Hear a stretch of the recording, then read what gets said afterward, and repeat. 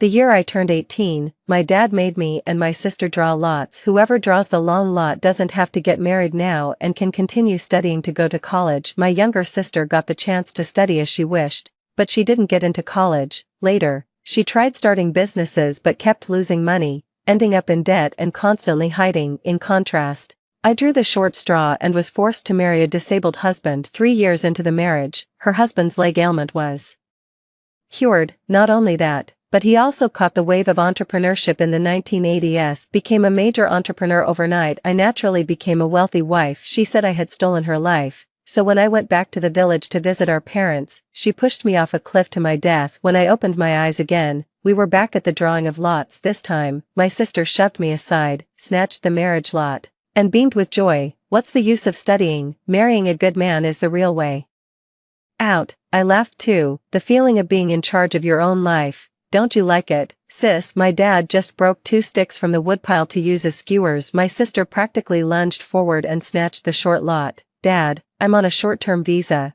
I'm here to get married. My dad's face instantly darkened as he snapped in a low voice. Mary, who said you could draw before I even explained the rules? Exactly, Xiaoxue. Bring the lot over here and wait for your dad to explain the rules. My mom also went over to pull Xiaoanxue along, watching my parents play their duet. My heart grew colder by the minute. In my past life, I wanted to draw first, but my parents scolded me, saying I was the older sister and should let my younger sister draw. My sister smugly drew the long stick, slung her backpack over her shoulder, and went back to school, while my parents threw my backpack into the stove, telling me to give up any thoughts of studying and just stay home to get married. These were the rules we agreed on beforehand, and I thought drawing it was fate. Even if it meant marrying a disabled husband, I had no choice but to accept my fate. But in my past life, after my husband's leg condition was cured and he became a big entrepreneur, and I became a wealthy wife, that was when I realized this seemingly fair lottery was never fair to begin with. My sister told me on the cliff that our parents had talked to her the night before, and the next day during the draw, the long stick would be placed on the right. As long as my sister draws first, the kind of life she ends up with is entirely in her hands. I can't forget my sister back then,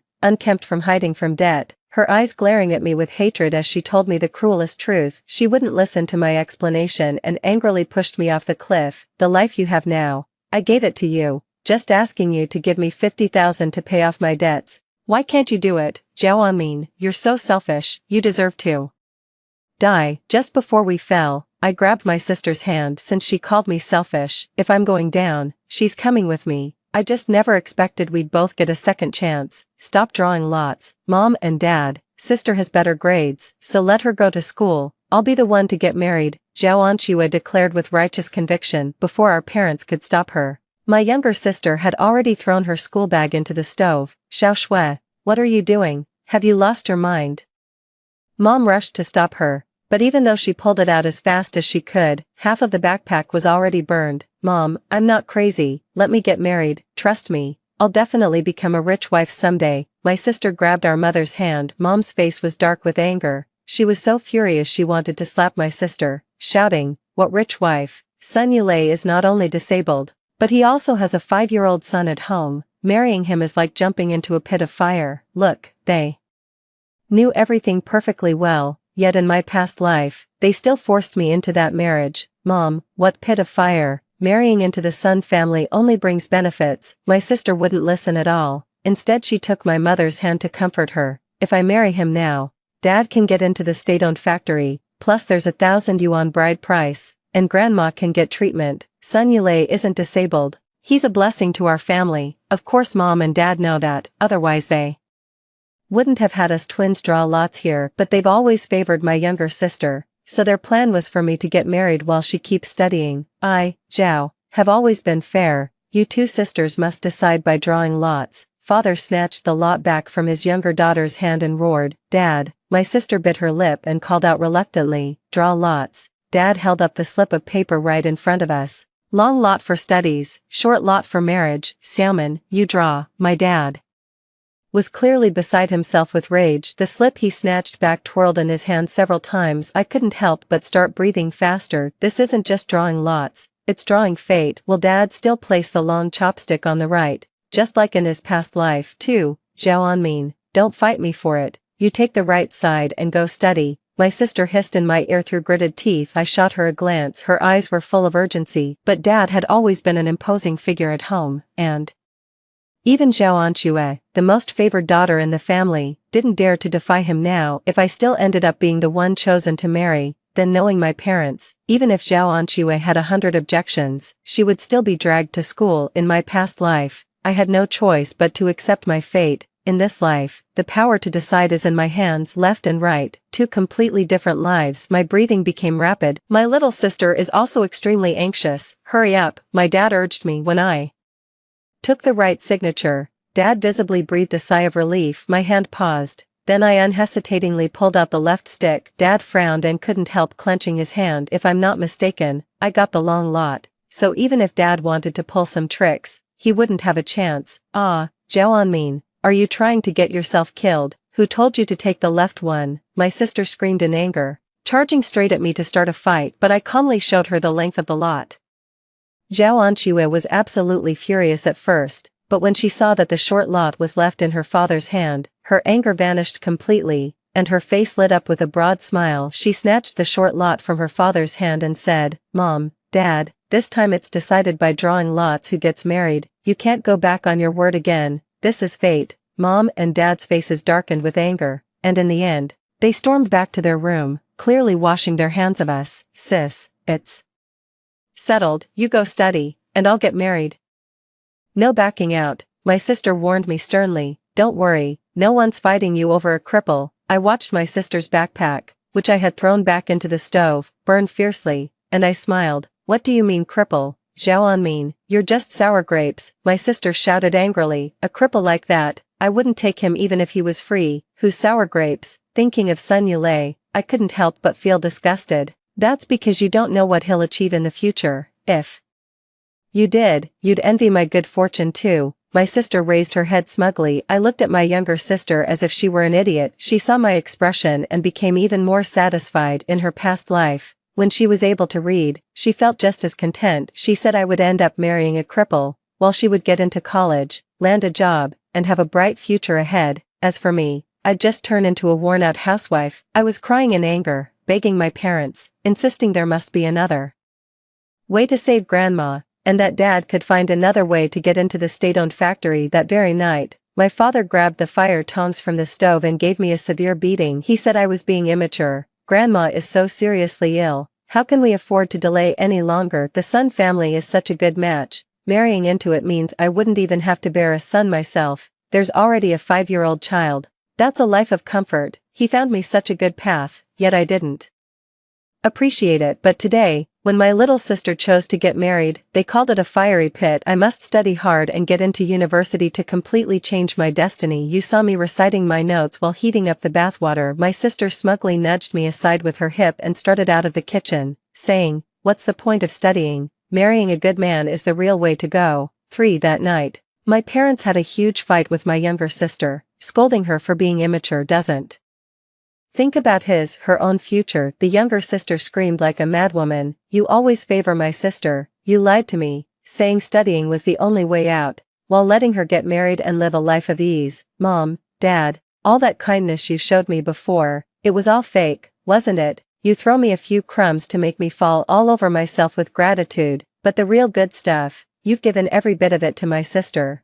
I listened in the West Room, silently shaking my head. Even in another life, my sister's pea-brain still hasn't changed. Not only did she fail to realize that I, too, had been reborn, but even after all the careful planning our parents did for her sake, all she gave in return was this kind of accusation. It seems I'm not the only one whose heart has grown cold in this family. The next day, I returned to the classroom. With only 3 months left until the college entrance exam, I've spent my entire previous life toiling at home, though I always had a yearning to study. The knowledge from 10 years ago still needs time to refresh. I voraciously absorbed knowledge from books, having only 2 steamed buns with pickled vegetables for lunch. I was even memorizing the English words written on the back of my hand while using the restroom. Reading is my only chance. I will give it my absolute all and change my destiny. After school ended, I was still at my desk frantically solving a math problem when someone tugged at my braid. "Zhao Anmin, where's your sister? Why didn't she come to school today?" Without even lifting my head, I kept working on the math problem and casually replied, "She's getting married, she's at home preparing her dowry and won't be coming to school anymore." "What? How can she get married?" The voice beside me shot up several notches, furious enough to flip my desk over. Only then did I snap out of it and turn to look at him. This is Won Jen. He was also my brother-in-law in my past life. I have no idea when those two started hooking up, but in their past life, just like my younger sister, he didn't get into college either. At that time, I took all my savings with me to persuade my younger sister to retake the college entrance exam. Only through reading can there be hope. This was the era of guaranteed job assignments, but at that time, Won Jen snatched the money from my hand, a look of contempt on his face. "What's so great about a dead-end salary? Let's go south to start a business, make some real money, we'll become big bosses and buy ourselves a car." I remember my sister's eyes shining bright, telling me not to get in the way of their fortune. In just 3 years, my sister had borrowed from every relative she could, and my dad had his salary advanced time and again, yet it still wasn't enough to cover her debts. She and Won Jen went into hiding, becoming debt-ridden defaulters. It wasn't until Sun Yulei's legs were fully healed and he became a major entrepreneur, when I moved with him into the villa, that the two of them finally found me. He said he owed 50,000 outside and asked me to help pay it off. This was the 80s, when even families with 10,000 yuan were rare. They just casually asked for 50,000. Where was I supposed to get that kind of money? They insist that since I live in a big house and bought a car, I must be rich, and if I don't give them money, it means I'm disregarding sisterly bonds and being heartless. Remembering how he had put me on a moral high ground to judge me in my past life, I kept my distance from Won Jen. It was my younger sister's own decision, and there was nothing our parents could do about it. Won Jen cursed under his breath at my words, then turned and stormed off. I finished solving the problem, then took my time packing up and heading home. The house was already packed with stuff, and my little sister was counting each item one by one, muttering under her breath about what was still missing. She looks every bit a happy bride-to-be. In my past life, I didn't have this many dowry items, just 2 quilts and that was it. So much so that after I married into the Sun family, I was gossiped about by the neighbors for a long time. Favoritism has always been obvious. I took a deep breath. Thankfully, I now have the chance to study and take control of my own destiny, for I was about to go back to my room to continue studying, but my sister grabbed my hand. "Sis, come help me check this out. What do you think of my wedding outfit? It's the trendiest red suit right now. We bought it at a big mall, a real brand name. Don't I look like a powerful businesswoman, a millionaire in this?" my sister asked, visibly delighted. Her intention to show off was very obvious. After all, when I got married in my past life, my family didn't buy such an expensive suit, just a random red sweater picked up from a street-side stall. My parents said the family is struggling financially and grandma needs treatment, so they asked me to understand their situation. But why is it so completely different when it comes to my younger sister? Right, I nodded, refusing to dwell on that negative emotion. Having been through death once, I know all too well the importance of being in control of everything myself. With that, I went into my room and continued reading. Study, study, study. No matter how many books you wear out, you'll never be as well off as me marrying a good husband. My sister followed me in, sneering. I ignored her. Bookworm, she found it boring, stopped chasing after me, and hummed a tune as she went to pack her dowry. At night, I was the only one left grinding through practice problems. As a result, there was an extra noise in the yard. My parents went to bed early. Where's that noise coming from? I became cautious. Just as I was about to go check, I heard my little sister scream, "Mom, Dad, there's a burglar in the house." The other person was shouting, "I'm not." Before the words were even fully spoken, my sister had already dragged our parents along and driven that person out in a panic, stumbling and scrambling. "Xiaoxue, why didn't you grab him? We should have taken that thief to the brigade." My mom was so anxious she slapped her thigh in frustration. "Mom, the day after tomorrow is my big day. Let's not have any bad news spreading around," my sister said, pulling Mom back. Dad spat to the side and said, "I went all out. If he dares to come again, I'll break both his legs and make him crawl out." After walking in, my home returned to its quiet state, and I went back to practicing exam questions. The next day, Won Jen didn't show up for school, and I didn't pay it any mind. He's been grinding through problems like crazy, not caring about his own health. Returning to my studies, I felt like a sponge that had been parched for ages, finally seizing the chance to desperately and greedily soak up every bit of knowledge from the textbooks. My younger sister is getting married soon, as her older sister I still took leave to accompany her on her wedding day. The Sun family came to pick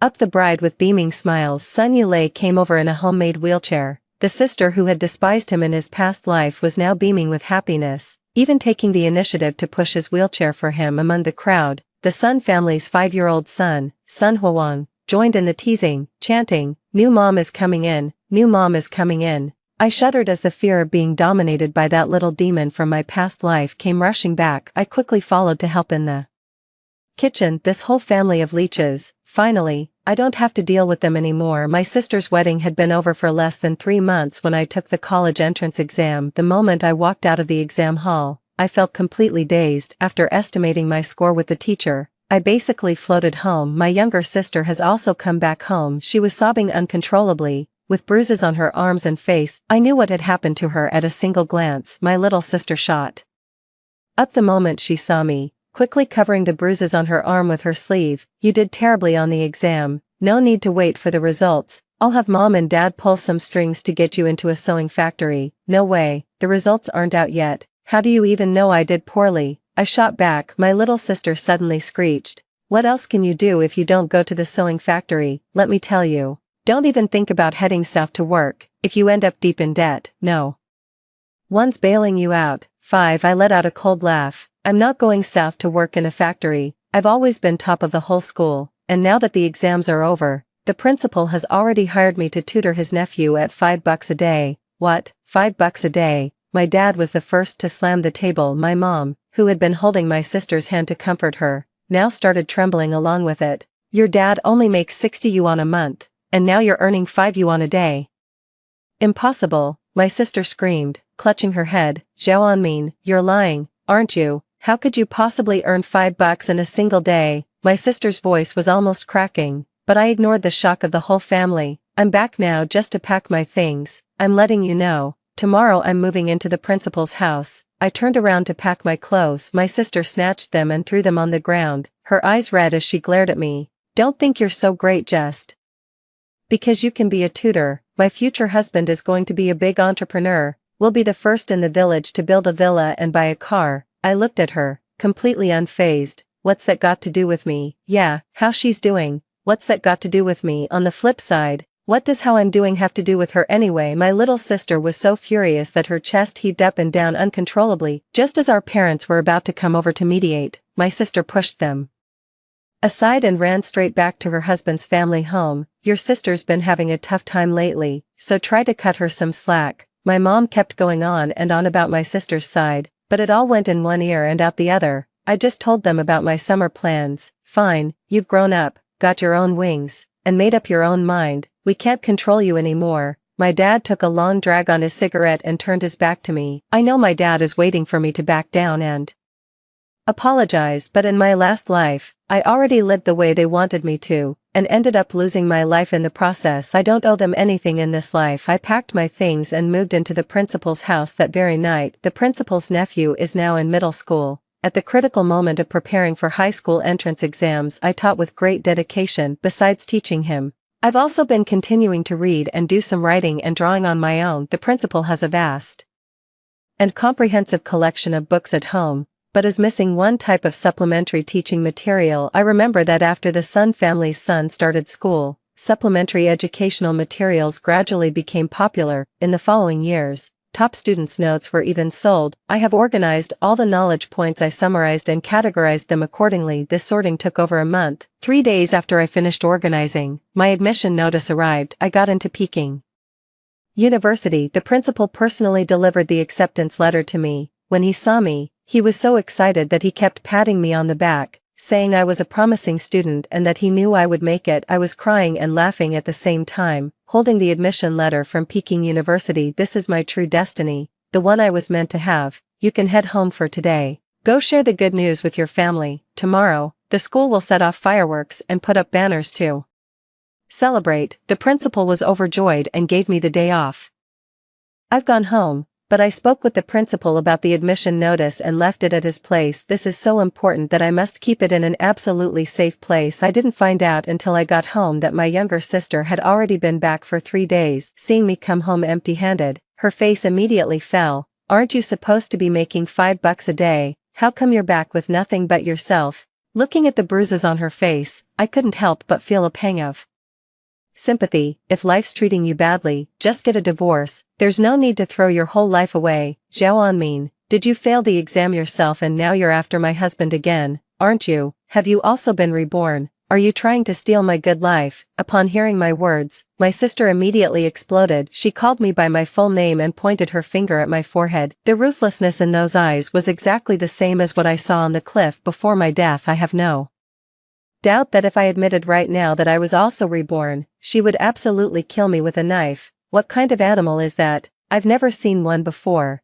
and besides, I've only been to your in-laws' place once for the wedding, so don't try to pin the blame on me. Your husband, cripple like that, only you would treasure him like a gem. With just 2 sentences from me, Zhao Anshua's face turned as sour as if she'd swallowed a fly, growing uglier by the moment. I shouldn't have let my pity get the better of me and advised her to get a divorce. Some people deserve the hardships they endure. I cheerfully pulled open the door, ready to find my parents, only to unexpectedly lock eyes with the person in the wheelchair. Sun Yulei is right outside the door, and had been listening for who knows how long. 6. He stared at me, his gaze full of inquiry. My sister Zhao Anshue, startled, yanked me back with such force that my back slammed into the cabinet, making me gasp in pain before I could even ask her what the hell she was doing. She was already glaring at me with a warning in her eyes, pushing Sun Yulei herself toward the door. Honey, you came to pick me up, didn't you? Let's go home and live a good life together. I won't argue with you anymore. I'll treat Huang like my own son. I know it was an accident. I won't lose my temper with you again.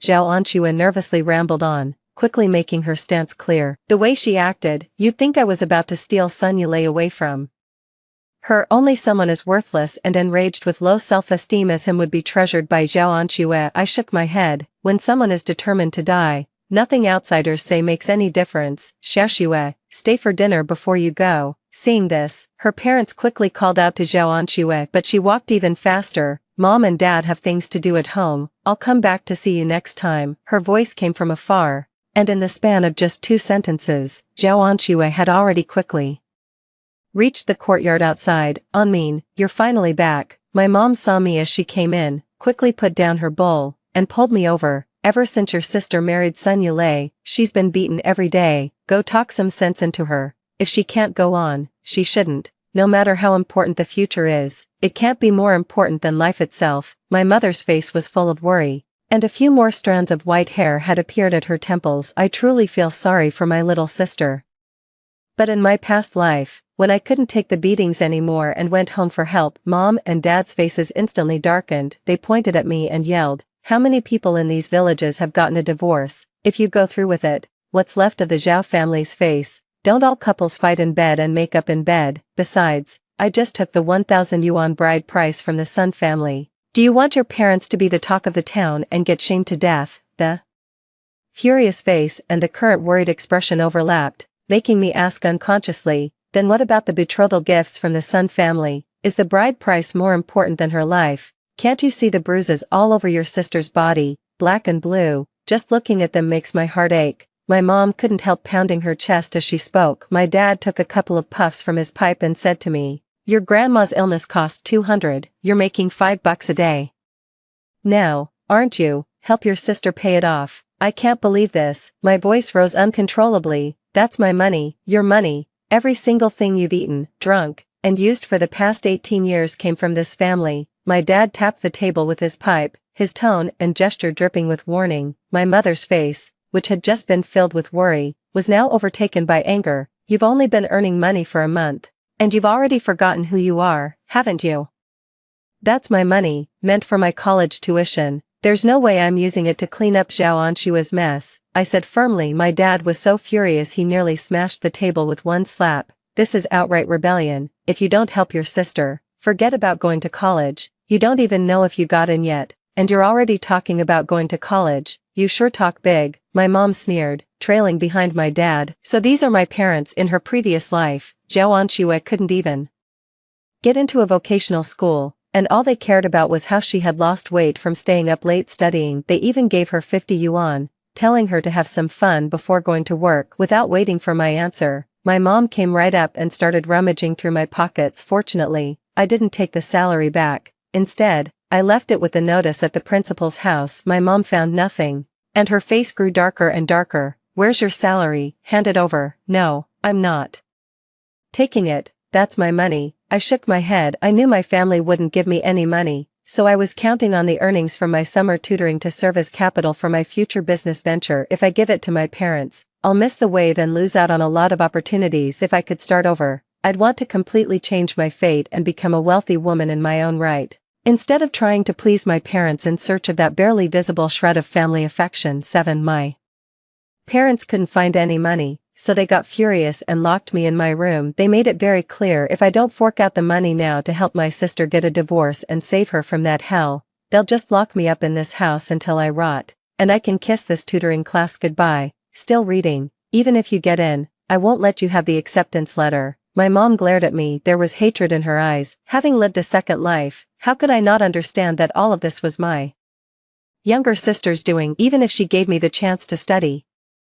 She didn't really want me to get in either. If I did get in against her wishes, my parents would find some excuse to stop me from receiving the admission letter. She wants me to rot in this village, waiting 3 years to watch her rise to glory. My little sister, even if she could start over and choose the path she truly wanted, she'd still be afraid that I might find a different way out. However, I'm afraid it won't go as they wish. With nothing to eat or drink, I simply slept in the room. You won't die from one night. The next day, I was woken up by the sound of firecrackers outside. The village chief's voice came from outside the door. Where's Xiaomin? Hurry up and let her out. She got into Peking University. What? My mom's voice shot up, disbelief in her tone. I pressed on. Village chief, that's not a funny joke. If Xiaomin gets into Peking University, it'll be like our Zhao family's ancestors are smiling down on us from heaven. Talk about a stroke of luck. Go get the future college student out here. Old Zhao, how did you raise Xiaomin? Share your secrets with us, won't you? That's right, this is college. Not only does the state cover your education, so you don't have to pay tuition, but there's also a stipend, rumored to be as much as 10 or 20 bucks. You're so lucky, your daughter can even make money for you while studying. The neighbors in the village were all chattering away, and even through the thick wooden door, I could feel their envy loud and clear. Once the crowd had more or less finished talking, I banged on the door from inside the room. Uncle Village Chief, please save me. My parents won't let me go to school. They're starving me, and they're going to lock me up in the house until I die. Don't listen to this girl's nonsense, my mom shrieked, trying to drown out my cries for help with her own voice, but I was frantically pulling at the door from inside, and the lock on it rattled along with the movement. The sound of metal clashing rang out with striking clarity in the courtyard. The villagers were utterly startled by the sound. My parents wanted to stop me, but even more, they wanted to argue their way out of it. But yesterday, right as they were about to lock me up, I was already about to climb out the window and make a run for it. To get a handle on me, they nailed the windows shut with wooden planks and locked the door from the outside.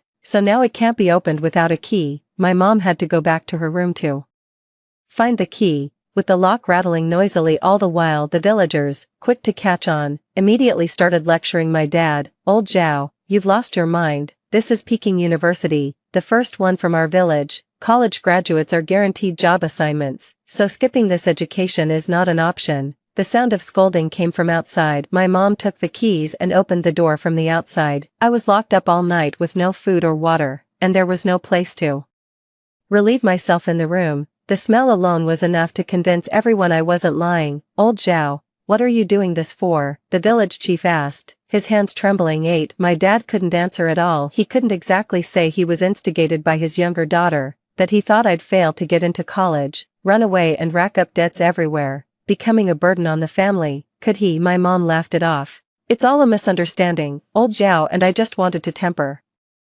Xiaomin's nature. Xiaomin has taken care of Xiaoxue since she was little, cutting grass to feed the pigs, working in the fields, gathering firewood up the mountain. Which of those didn't she do willingly? A sensible girl like her, what's there to temper? Aunt Zhang spoke her mind bluntly. As soon as she finished speaking, someone tugged at her from the side. This is a family matter, clearly not something to be probed into publicly. What are you pulling me for? Did I say something wrong, Aunt Zhang shouted. The village chief quickly gathered some people to beat drums and gongs, offering congratulations to my parents. I was surrounded by a crowd of people, but my lips were chapped from dryness, and my stomach was growling with hunger. Uncle Village Chief, I want some water and something to eat." The village chief scowled and told everyone to go home first, and come back tomorrow to watch the excitement. My mom brought me water and rice. I wolfed down my food like I was starving. The village chief was sitting across the table, looking at me. The neighbors from all around had left, and my parents quickly grabbed the village chief. "Village Chief Xiaoman got into Peking University, bringing honor to our village. Could you do me a favor for my family?" The village chief glanced at me wolfing down my food, thought for a moment, and nodded, "Yes." As the village chief, if a college graduate comes out under his watch and lands a job afterward, it would bring him some credit and prestige. He helped my family, which means my family owes him a favor. From now on, no matter what he does, he can always come to me to call it in. The village chief was weighing his options. My parents, having received approval, eagerly spoke up. "Please write a certificate of emotional breakdown for our Xiaoxue, so she can divorce Sun Yulei." Getting a divorce in those days wasn't easy. You needed a letter of approval from your employer or the neighborhood committee. Even if I got into Peking University right now, my parents would still have their hearts set on my younger sister. They really felt sorry for their younger sister. The village chief had heard something about my sister and Sun Yulei. After all, she came home with a bruised and swollen face every few days. It was too obvious what was going on. "Fine," the village chief agreed, "then write it now. I'll go get the paper and pen," my mom said excitedly, about to run inside. "No," my sister shrieked, rushing in from outside the yard. She must have heard the commotion from our house and hurried over, still catching her breath. I don't know how much she overheard, but when she saw me burying my head in my food, she snatched the bowl from my hands and slammed it hard on the ground. "Zhao Anmin, did you fail the college entrance exam? Now you're scheming to make Sun Yulei and me divorce so you can take my place, right?" She poked my forehead with her finger, her voice loud enough to pierce my eardrums. "I knew you'd stir up trouble today. Good thing I came back fast. You even invited the village chief. You're dead set on competing with me. I'm telling you, no way." My sister stared at me like a madwoman, her dark, bruised eyes fixed on me without blinking. I wish they would tear me apart right now. Even her parents, whom she once loved, now carried a hint of resentment. "I knew you were biased all along, always pushing me to get a divorce, saying it's for my own good, but in reality, you just want Zhao Anmin to be a wealthy wife." My sister is hysterical. The parents looked utterly incredulous. They had spoiled this youngest daughter since she was a child. Their bias was utterly blatant, yet they genuinely cared for my sister, going so far as to lock me, their daughter who got into Peking University, inside the house. In the end, she was resented by her own spoiled daughter. 9. Zhao Anxue, you're the only one in this family who acts like a rabid dog, always eating shit. I got into Peking University. The village chief came to our house to deliver the good news, but it was mom and dad who felt sorry for you and insisted on begging him to write a divorce certificate for you, I said coldly. My sister froze, her frenzied movements coming to a sudden halt. Looking somewhat dazed, she muttered under her breath, "How could you get into college? Weren't you supposed to have a secret romance with Wang Zhen and end up failing even the vocational college entrance exam? How did you get into Peking University? What puppy love, Xiaoxue? You're already married, not still in school. Don't talk nonsense." The village chief's face immediately darkened.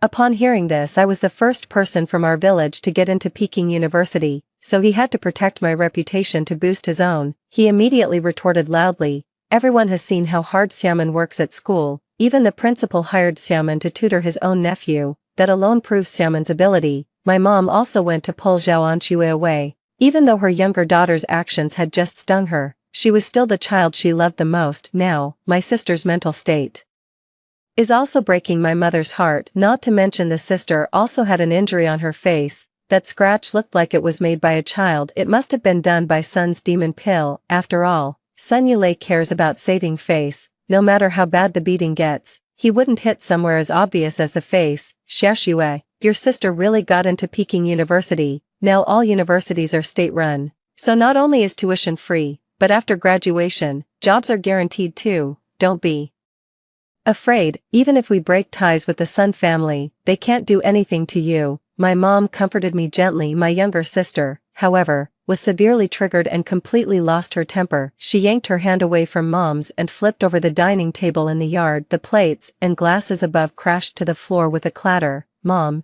Dad, the village chief, and I didn't have time to dodge. And we all got hit by some porcelain shards. are you out of your mind?" my father snapped, his face dark with anger. "I'm now so furious that I want to smash my sister's head with a pipe. Before, when my little sister threw a tantrum at home, he wouldn't say much, but now with the village chief around, and her making such a scene, my dad felt like he'd lost face." My sister, however, didn't care. In the past, if she noticed even the slightest change in Dad's expression, she'd immediately go over and sweet-talk him, but today, she was so worked up that she just kept yelling recklessly, "Zhao Anmin, you're lying, you're all in on this act, trying to make me doubt the path I chose again, aren't you? Let me tell you, I'm not falling for it. No matter what tricks you pull, there's no way I'm getting a divorce. Don't think you can ruin my good life. Fine, if you won't get a divorce, then don't come back crying to us later." My father couldn't hold back any longer and whacked my sister on the head with his pipe. "Dad," my sister's eyes widened. My dad's face turned completely dark. They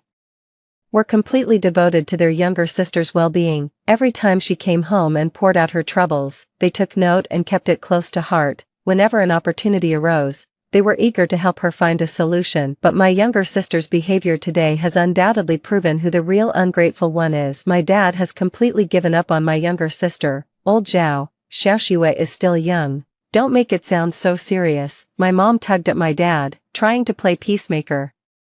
But my dad yanked me away roughly and roared furiously, "If you plead for her again, you can get the hell out too." "Fine, you think I'm dying to come home, just wait until I become a wealthy wife, then you'll all be begging me." Zhao Anxue was even angrier than her parents. She kicked the table on the floor and cursed as she walked away. "Even if you beg me in the future, I won't come back." 10 Just as Zhao Anxue had promised. From that day on, she stopped going home every few days to vent her grievances. She looked as if she was waiting for our whole family to come begging her. After the school set off fireworks to celebrate my admission to Peking University, my parents apologized to me, admitting they were wrong for forcing me to help my younger sister. My dad even took out $100, saying it was for my travel expenses to the north, and told me to spend the rest on myself, to treat myself well out there. 100 yuan now is almost 2 months' salary for my dad. This is the guilt in their hearts, and the only practical atonement they can think of. I didn't refuse. Money is crucial in the early stages of starting a business. This is my family, and I'll need to support them in their old age later on. Giving them some investment now is only right. One shouldn't fight against oneself. All available resources should be utilized wisely. Ever since I got into Peking University, my home has become bustling with activity. People from several neighboring villages came to my house, hoping I would go and be their tutor, teach their children well. After all, getting into college meant landing a guaranteed job assignment, an absolute golden ticket for everyone. It's a pity that I've already promised the principal to tutor his nephew for 2 months. Even so, when I occasionally go out, I still run into many people who ask if I could spare even just an hour for their children. Some even went so far as to give gifts to the principal, hoping to send their own children to his home so that I could teach them together. The principal rejected all of them. However, under the principal's arrangement, the supplementary teaching materials I compiled were published, along with the top students' notes and the error correction notebook. These supplementary textbooks sold out immediately upon publication. After all, who wouldn't want to get into college and land a job assignment? My parents were overjoyed when they learned I was publishing a book. Before I left for school, they even went out of their way to slaughter a chicken to see me off. You see, poultry was especially precious back then. People usually only brought themselves to slaughter one during the new year. Mom deliberately chopped off 2 big chicken drumsticks while cooking. During the meal, both chicken drumsticks were placed in my bowl, the first time I had ever eaten one in my entire life. These are treatments I never received in my past life. I may not be as good as my sister at acting cute to please others, but once I gained strength, everything I once longed for but couldn't reach is now easily within my grasp. But once you have it, it's just meh, the magic is gone. The next day, I boarded a train heading north. I didn't tell my parents that I earned nearly 3,000 in royalties from publishing a book, and I also asked the principal to keep it a secret for me. So by the time I set off to report to school, I had over 3,000 on me. In this day and age, that's an absolute fortune. After reporting for duty, I immediately went to ask about the price of a sahiyuan in the nearby area. Back in those days, a sahiyuan courtyard house could be bought for just 8,000 yuan. I counted the money I had on me, checked my schedule, and immediately decided to stock up on some small accessories and cosmetics. These items are also quite popular nowadays and take up much less space than clothes, making them perfect for someone like me who lives in a school dormitory. Moreover, I have memories of my past life, so I know which accessories will become wildly popular in the coming years, which greatly boosts my sales efficiency. In my first month at Peking University, I made 1,000 yuan by running a street stall. My savings have reached 4,011. The older sister, who often helps me save a spot at the stall, looked at me with envy all over her face. "Little girl, you've got such an eye for this. Every time you stock up, everything's so beautiful. I can't help but want to buy some myself." I smiled and said nothing. There's someone at the end of the stall who always comes over to see what kind of goods you're stocking. She copies you and sells the same stuff, and she's made a decent profit. If you could set up shop full-time, you'd probably be making even more than you do now. I wish I had your eye for this. I'd be making a lot more money. She was just chatting with me, but I suddenly saw a business opportunity. I don't have that much time to come and set up a stall, but I can help the older sister with stocking up. It's not convenient for me to stockpile a lot of clothes in the dorm, but my elder sister runs a clothing stall anyway, so she can. I immediately discussed with my elder sister. I would help her source the goods, and she would handle the sales, with the profits split 70/30. I put in 30%, she puts in 70%, and the investment costs are split accordingly. The elder sister agreed without any hesitation. Even though we had been vending together for a month and I knew her character, I still drafted a contract and signed it with her very seriously, and I explained every clause clearly. I gained an extra source of income, and because people know I have a good eye for quality, others even come to ask me to help them source products since they didn't know my character. Some paid me per trip to source goods together, so I took care of the sourcing, and for the original accessory stall, I had my elder sister hire someone to look after it for me every day. Besides attending classes, I go out to help people source goods. By the end of the semester, I had earned over 10,000, enough to buy a decent Sihiyuan. At that time I didn't hesitate. As soon as I had enough money, I went and bought it right away. After all, Sihiyuan are cheap now, but in a few years, it wouldn't be an exaggeration to say their prices will skyrocket. During winter break, I went home for the Chinese New Year. On the bus back to the village, I ran into my sister, whom I hadn't seen for nearly half a year. She held Sun Huowang's hand, with a visible burn scar on her right cheek. I involuntarily gasped. I remember now, in my first year after marrying into the family, Sun Huowang threw a tantrum one time and deliberately splashed boiling water in my direction. I was holding a pot lid at the time and quickly blocked it with sharp reflexes, but the boiling water spilled onto the top of my foot, scalding it and raising many blood blisters. Even so, I still had to take care of the entire Sun family. When our eyes met, my sister snapped like she'd been shocked. "What are you looking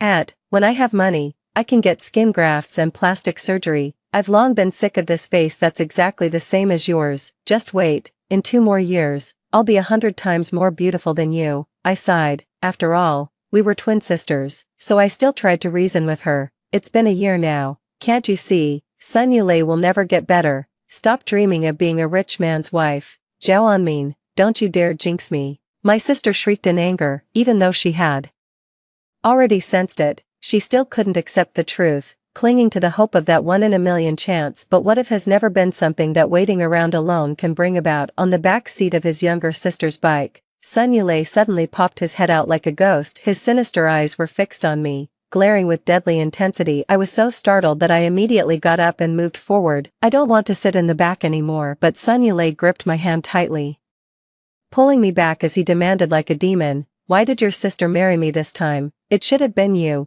You were supposed to marry me, take care of my legs, and find a chance to start a business and build a company." 12. I was startled, and Sun Yulei grabbed my hand so tightly that I couldn't break free no matter how hard I tried. He stared at me intensely, his entire demeanor overlapping with Sun Yulei, the one who controlled me in my past life. The suffocation and fear made me tremble uncontrollably. The curious glances around me made me realize I was on the bus, a college student just back from break, not the housewife I had been in my past life. I immediately started screaming, "Help, there's a pervert!" Sobbing and screaming, I kicked Sun Yulei's good leg as hard as I could. How dare he bring up past lives, making me toil like a beast of burden for a lifetime wasn't enough. Now he wants me to be the Sun family's slave all over again. He's dreaming, a passenger on the bus.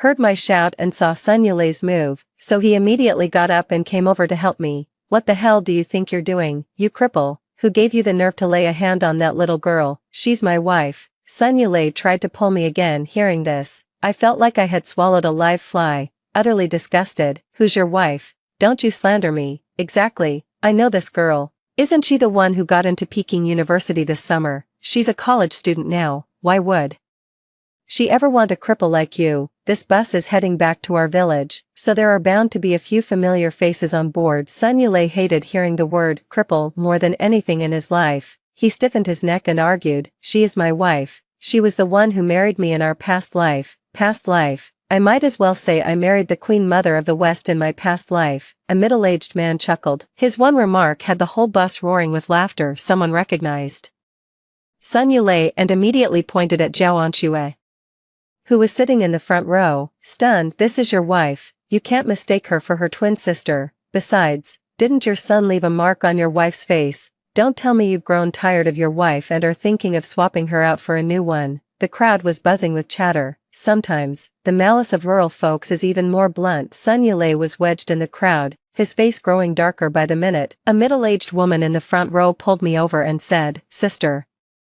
sit here with me. Let me see which scumbag dares to come near. I'll break his legs. I am being taken care of by the people in the car. Then Sun Yulei and Zhao Anxue, who were behind, started arguing. I got the gist of it. Sun Yulei was questioning why Zhao Anxue married him, saying she took away his chance to recover. Zhao Anxue finally understood that the Sun family's sudden wealth in their past life was actually all thanks to the company I started. The wealthy family she thought she was marrying into is actually me. She went absolutely livid and started scuffling with Sun Yulei right there in the back seat, shouting cripple and calling him a liar. By the time they were pulled apart, Sun Yulei had already been beaten to the brink of death. I secretly glanced in the middle, and Zhao Anxue was going all out with lethal force. After all, Zhao Anxue had endured domestic violence for nearly a year, even cutting ties with her parents, all because she was waiting for Sun Yulei to become rich in 3 years. Now there's no changing it. She got beaten for nothing. How could she not be furious now that her beautiful dream has shattered? Zhao Anxue wishes she could repay it 100-fold in her past life. She had the heart to push me, her own sister, off a cliff. Now, when faced with a violent, lame man, she's even more ruthless. By the time he got off the bus, Sun Yulei could barely stand. His good leg seems like it's about to give out too. The villagers carried Sun Yulei to the clinic. At the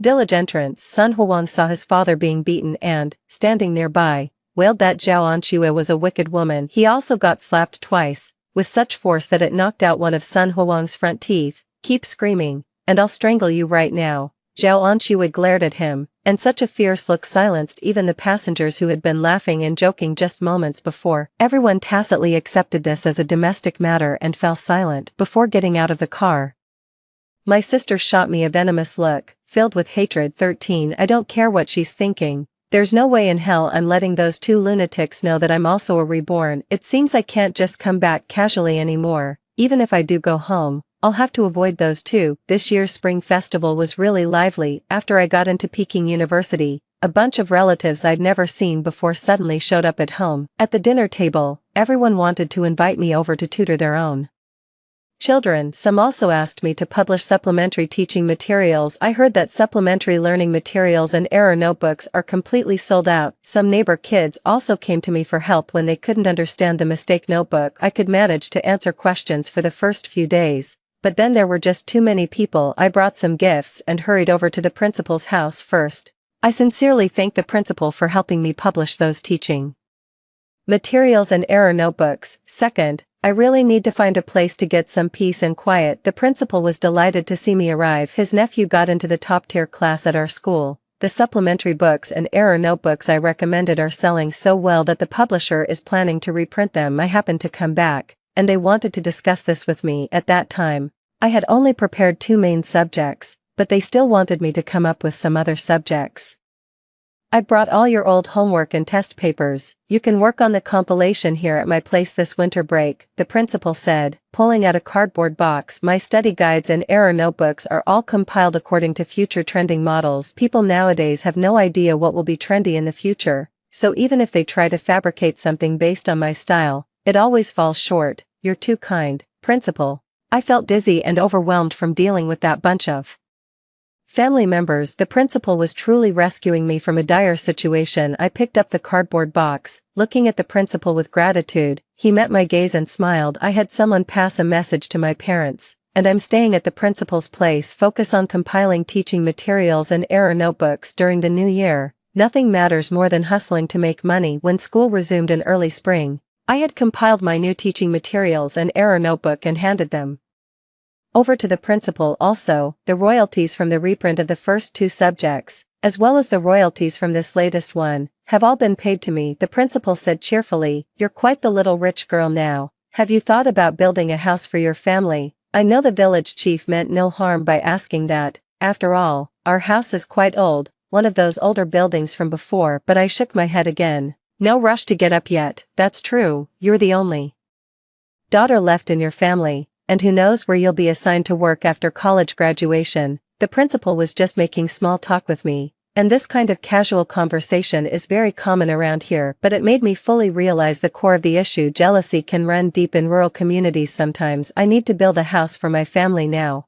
or I'll inevitably end up being their lifelong cash cow, and with those 2 lunatics Sun Yulei and Zhao Anshui around, I have no idea what they'll do now that they've been reborn with memories of their past lives. The only thing I'm sure of is that if I want to completely change my fate from my previous life, I absolutely cannot go back to the village. After returning to school, I focused all my attention back on my studies because I figured out the most important thing. The best way to stay away from those soul-sucking leeches is to reach a height they can never attain. I'm staying in Beijing 14 after a month of intense studying. I feel completely drained. The knowledge in university is completely different from high school. It's not something you can master simply by putting in more hours. To treat myself, I found the best-rated state-owned restaurant off campus. My roommate who's traveling with me has something to deal with and will be here later, so I'll go in and order first. After returning the menu to the waiter, I was interrupted by a delighted voice. "Anmin, I never thought I'd actually run into you here."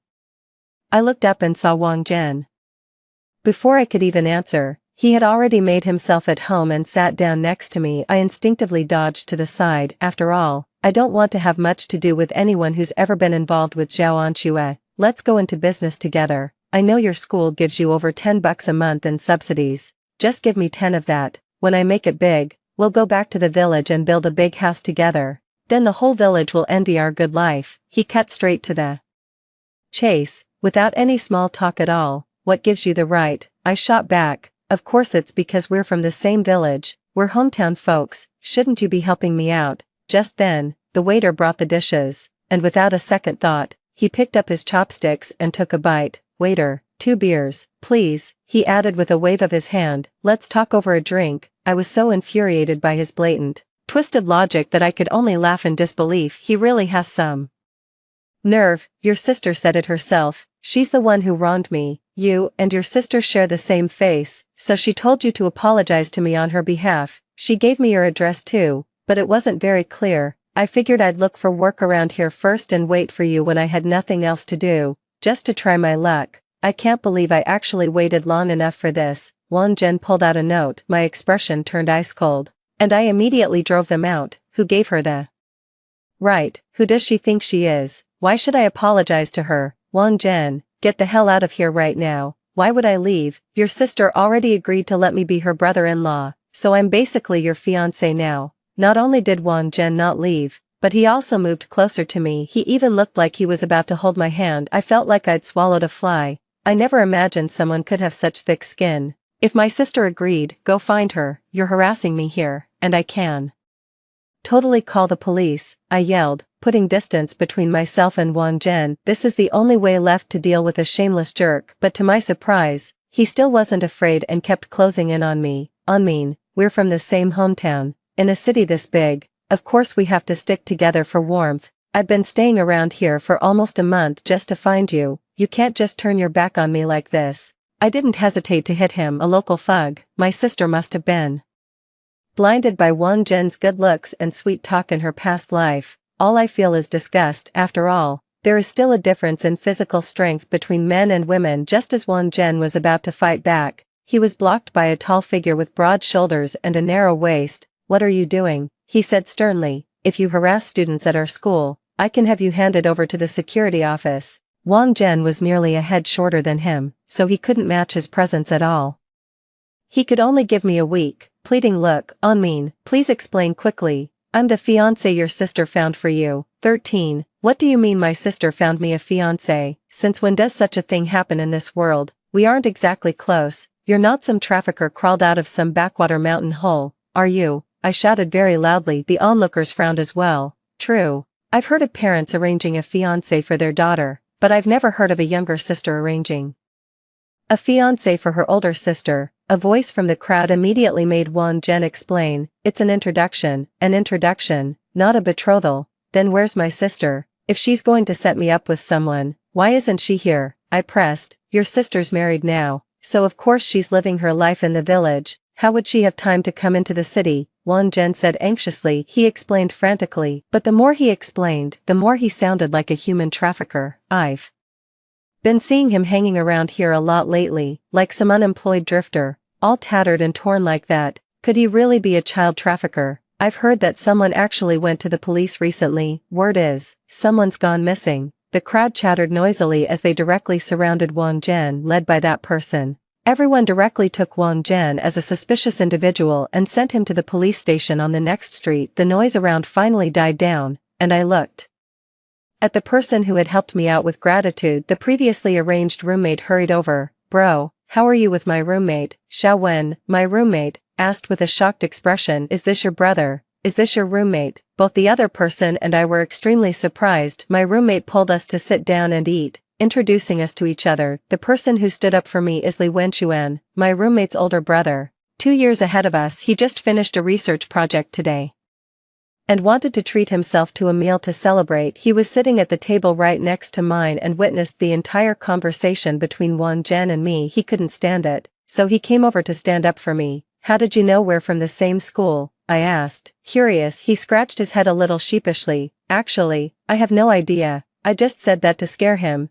This restaurant is near our school, so there's a good chance the customers are fellow students, right? We burst out laughing. Li Wenchuan brought the dishes to our table. The three of us had a lively meal together. This is a real eye-opener. He's our senior, so if there are things we don't understand, we can actually discuss them with him. After all, with so many people in university, it's impossible for everyone to consult the professors. By the artificial lake and inside the library, both became our discussion spots. Studying became more interesting. I only occasionally went out on weekends to help people with purchasing stock or to check the bills with my elder sister. Of course, I never told anyone about my secret stall. Having lived a lifetime, I know that some things must never be shown from the very beginning. My roommates only know that I'm from a small town and need to work weekends to help support my family. She figured I was just picking up some part-time work outside. Actually, I've already bought a second Sihiyuan and taken over a shop where I set my eldest sister up with a clothing and accessories store. I'm still in charge of stocking, and she handles the sales. The store is doing such great business that we can't keep up, so we've hired a few new employees. Now I can be considered a secret little rich lady. 14. While I was studying desperately to obtain a Beijing hukou and settle down for good, I got a message from home. Something serious has happened, and my parents are asking me to come back. The letter didn't specify what the big matter was. Anmin, is that the guy who harassed you last time? Don't tell me your family's making you marry him, selling you off. Basically, Xiaowen, who always loved a good piece of gossip, chimed in. She had heard no fewer than 100 versions of stories about how, in small towns, daughters are often forced into marriage for hefty bride prices. Seeing my letter now, she couldn't help worrying for me. Do you have a younger brother who's about to get married? I shook my head. I just have a pair of twin daughters. I thought this would reassure my roommate, but she became even more anxious and worried. That's worse.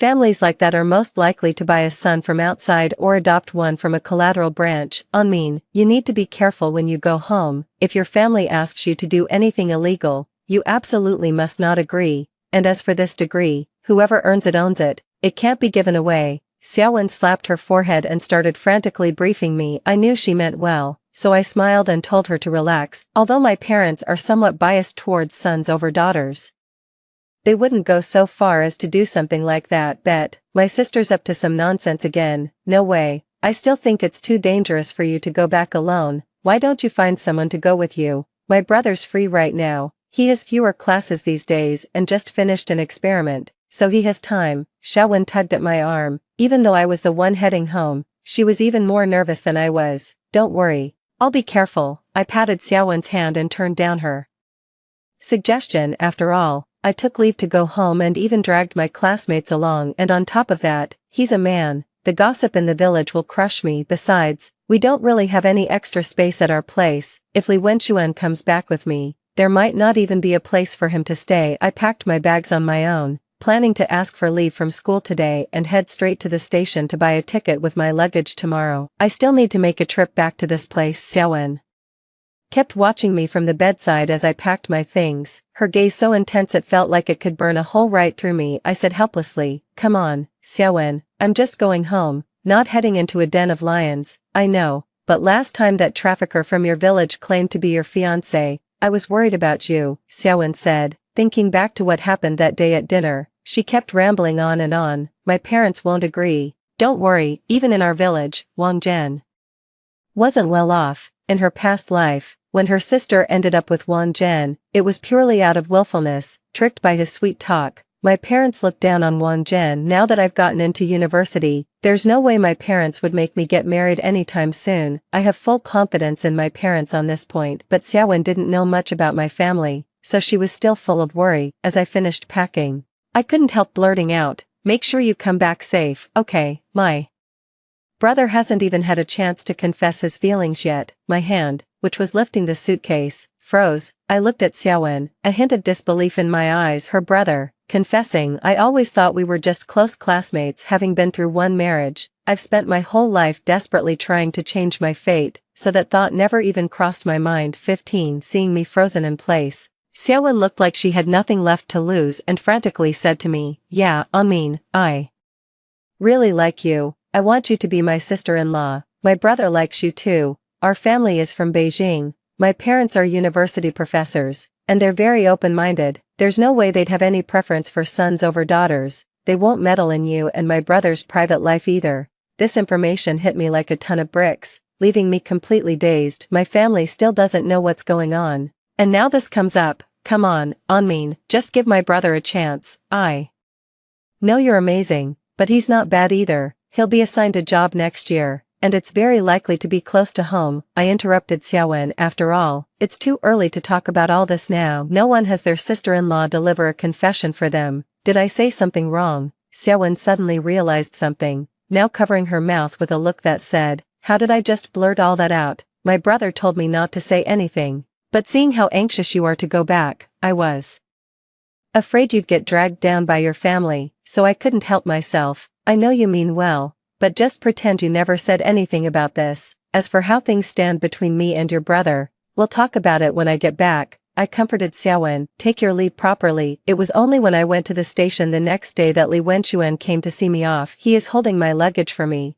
I heard you're heading back. Let me see you off at the station," he said, rushing over. After listening to Xiaowen pour out her heart last night, I now have mixed feelings when I look at Li Wenchuan. After all, I initially thought he was just tutoring his younger sister, which was why the three of us often got together to discuss problems. But come to think of it, before we got to know each other last semester, Li Wenchuan was hardly ever around. It would be way too weird to suddenly start caring about his own sister this semester. So there really is a chance that Li Wenchuan has taken a liking to me. We didn't speak a word the whole way. As he saw me onto the bus, he looked at me seriously and said, "I know it's a bit forward to say this, but you must remember, my sister and I are both waiting for you to come back to school. If anything comes up, remember to write to us. If you can't handle it, I could actually buy a ticket and come over to help you." I accepted Li Wenchuan's kindness, but just waved him off. I still chose to go back on my own. Let me focus on romance after college graduation. As soon as I got off the car in the village chief spotted me. He rushed over and said, "Xiaomen, you're finally back. Something terrible has happened at your place. Your parents are worried sick." "What exactly is it, village chief? Just spit it out.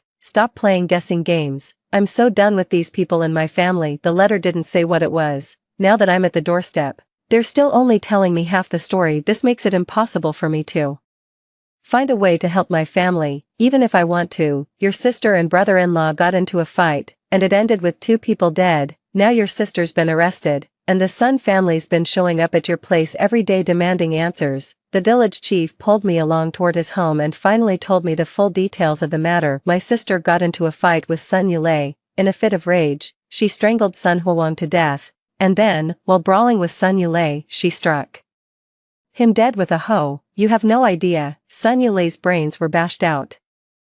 When we went in, the Sun's house was splattered with brains and blood everywhere. You can't imagine how horrifying that scene was. I felt dizzy after hearing that Zhao Anshui committed intentional homicide. She's my twin sister. My political background check is ruined. 16. Sure enough, when I got to my doorstep, Sun's parents were all gathered around my house. See me coming over. The Sun parents let out a sharp cry and lunged forward. You Zhaos, pay for my son and my grandson, that venomous sister of yours. Our Sun family fed her and clothed her, and this is how she repays us. The village chief quickly intervened, stopping them from scratching my face. Aunt Sun, let's talk inside. Go inside and talk. If the Zhao family can do something like this, who are they to stop me from speaking out? Sun's mother wailed bitterly. My poor son, my poor grandson, their bodies have gone cold, and that damned Zhao Anshui has actually run off. I frowned. I thought Zhao Anshui had been arrested long ago. But it turns out she escaped. No wonder all the Sun family members are now blocking my doorstep. The village chief's expression darkened as he listened, but he didn't intend to let the Sun family lay a hand on me. He called me back to solve the problem,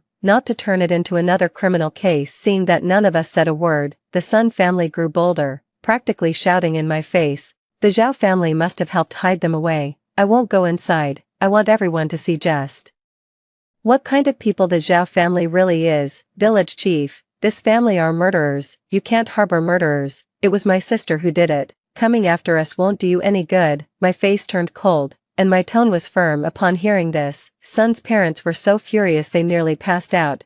Just because your sister did it, you think you're off the hook. You share the same blood. Your whole family are murderers. The door was flung open from inside with a loud bang. My parents finally lost their patience. They pulled the door open and snapped. I haven't seen Xiaoxue in over 6 months. As for what really happened, the police said they'll get the truth once they catch the person. What's the point of your Sun family crowding our doorstep and making a scene every single day? The Sun family went berserk when they saw my parents come out. They want my parents to pay for his son's life. But Sun Yulei and Sun Huang are already dead as doornails. Even if my parents were killed, there's no way their lives could be compensated. They shouted that since my parents couldn't pay up, our whole family should just die. Since the Sun family has lost their lineage, they have nothing left to lose and are determined to make our family pay the price. Just as the argument was reaching a fever pitch, the police arrived. They've caught my sister, and now they're bringing her here to identify the scene. You goddamn murderer. Pay for my son's life with yours. Go to hell. Why don't you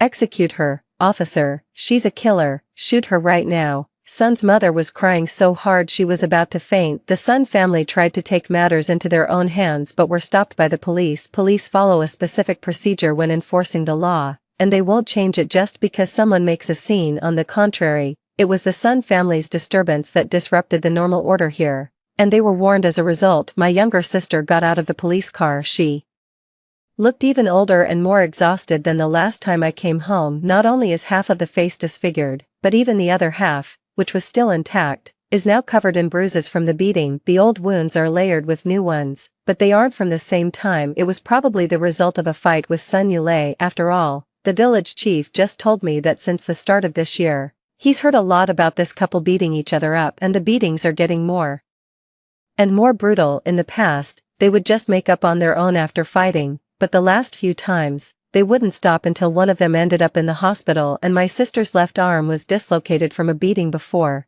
and it was the village chief who helped pop it back in. When Zhao Anshui saw me, a vengeful smirk curled at the corner of her mouth. So what if you got into college? Your political review won't pass, and you won't get a job placement. 17. I never could have imagined that Zhao Anshui would go to such lengths to take revenge on me. If I don't pass the political review, do you think you'll have it easy? Murder is against the law, and you'll face the firing squad. I'm absolutely furious at this stupid sister of mine. I'm about to go crazy. So what? Zhao Anmin, I can start over. But the you in this timeline will have to endure the agony of never passing the political review forever. She let out a low laugh. Like a complete madwoman, she thought I had no second chance. while she could start over even after death. How naive. Rebirth isn't something you can just pick up at the market. How could you expect to start over whenever you feel like it? I don't know what allowed us a second chance in my past life, but now, death is just death. There is absolutely no chance to do it over. Hearing what my little sister said, my mom fainted from sheer anger. She never imagined that the daughter she had raised as a delicate little treasure since childhood could turn out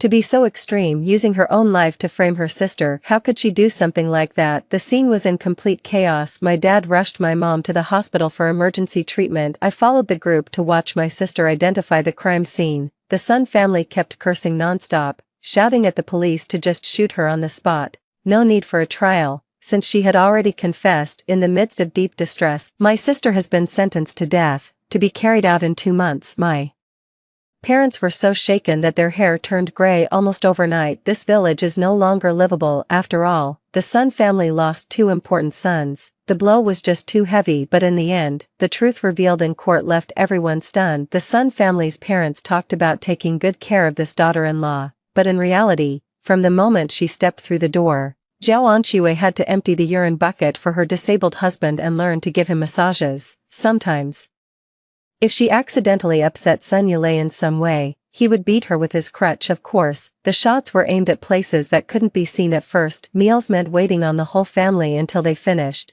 then eating whatever leftovers were left, and then washing the dishes immediately. Any delay in cleaning up would earn a scolding from Sun's mother. They said the daughter-in-law they married into the family was a lazybones who wouldn't lift a finger to work. The bride price they paid back then would have been better spent on a dog. At least a dog knows how to bark. Sun Huang, that little demon, is even more so. The stepmother was anything but a mother, constantly using underhanded tricks to torment Zhao Anqiwei and piling countless unjust accusations on her. As for Zhao Anqiwei, who had been dreaming of a life of wealth and luxury 3 years down the line, she kept trying to win favor with this family, swallowing all the grievances from those earlier incidents without a word. It wasn't until she met me on the bus and realized that Sun Yulei had also been reborn that she understood from our conversation that this family wasn't as capable as she had thought. She couldn't take care of Sun Yulei until he fully recovered as meticulously as I did in my past life, nor did she have the ability to start a company and make a fortune, after enduring so much hardship for so long, only to see her dream of becoming a wealthy wife shatter. She completely snapped and stopped pretending. But since she had already fallen out with her parents, she didn't want to go home and only wanted to get back at them for all the grievances and hardships she had suffered before. In fact, the Sun family parents even claimed that Zhao Anqiwei had used rat poison to cook rice because Sun's mother had a keen sense of smell and detected something off, and also noticed that the rat poison at home was missing. She didn't eat it, so nothing happened. Otherwise, not a single member of his family would have survived. 18. We can't live in the village anymore. The Sun family keeps showing up to cause trouble. And since Zhao Anqiwei killed 2 of their people, compensation is necessary. In the end, I discussed it with my family and we gave all our land and house to the Sun family as compensation. This is everything we've got. There's no more. There's no way I'm giving up what's mine to clean up Zhao Anqiwei's mess. I told my parents that we could set up a stall in the north or find a job at a shop. Don't go south. The family should stay together. They agreed. Before we set off, we went to see my younger sister. Her long hair was cut into a chin-length bob. The moment my mom saw her, she couldn't hold back her tears. Xiaoxue always cared so much about looking good. Yes, ever since we were little, my younger sister has always been better at dressing up than me. She loves braiding her hair into all sorts of pretty styles and putting on her most beautiful dresses. But now, her face is covered with scars from burns and scars from beatings. There are also many scars on her arms, all of which were inflicted by Sun Yulei. I've told my sister since our past life that my life isn't as happy as she imagines. I wanted to roll up my sleeves to show her the layers of scars, but she said I was just showing off the gold bracelet on my wrist. I explained that Sun Yulei bought it for me just to save face. She held out her hand and said, "If you don't care about saving face, then give it to me." I shook my head and refused, explaining to her that if I gave it to her, I'd get beaten when I got home. But she stubbornly insisted I was making excuses, and in the end, she even went so far as to push me off the cliff. This is my younger sister. After my parents had cried themselves out, I finally got the microphone. I just want to ask one question. Why do you hate me so much? We're twin sisters, so by all logic, people should see us as the closest siblings. You stole all my nutrients when we were in the womb, leaving me sickly and weak since childhood, and not as smart as you. If it weren't for you, Mom and Dad's love would all be mine. You took everything from me, and you have the nerve to ask me why." These words were practically squeezed out through my sister's gritted teeth. I looked at her, utterly and completely disappointed. This is my own sister. There's no point in saying anything more. I took the microphone and was about to put it back when my sister's scream came through. "Zhao Anmin, just you wait. In the next life, I'm going to live better than you. I'll make the rightest choice, and one day you'll look up to me." There's never been any such thing as the right choice. Life is something you live through, not something that comes from just making a choice and waiting around. Those were the last words I ever said to my sister in this life, and of course, I knew she wouldn't listen, nor would they believe it. I bought 3 tickets for my trip back to school this time. It belongs to our family of 3. After getting off the car, I told my parents that I would rent a house for them near the school. Of course, the rented apartment is mine, and my parents handed the rent over to me. I picked out products for them and told them where they could set up a stall. Naturally, it wasn't on the street where I used to set up my stall, since everyone there knows me. I didn't want my parents to find out how much money I had made before. Aside from my schoolwork, they're still in their prime, so they certainly need to have the skills to support themselves. I went back to school and didn't tell Xiaowen about what happened at home. After all, it involves a political review, so this matter is still too serious. She was over the moon when she saw me back in the dorm, and immediately insisted on treating me to a meal. My brother is coming too.